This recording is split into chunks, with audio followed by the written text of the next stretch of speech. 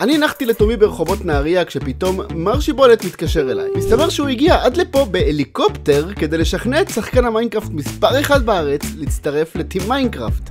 טוב חבר'ה, אני כאן. איפה אתם? אני ברחוב פה. דניס, אתה בסדר? דניס, אתה נשמע מוזר קצת. דניס, אני אמרתי לך שהלכת ברגל זה לא רעיון חכם. רגע, אני לא שומע אתכם, יש פה חבורה. אתם יכולים רגע לסתום את הפה? דוד? מה? הגעתי לנהריה, כן! טוב, מסתבר שנהריה סופר קטנה. חבר'ה, אנחנו צריכים למצוא את רן, השחקן המטורף הזה שנמצא בנהריה עכשיו. רגע, איך מוצאים אותו? יש לי הרגשה מאוד מסוימת שאם אנחנו נלך לאט לאט לאחור ונרים...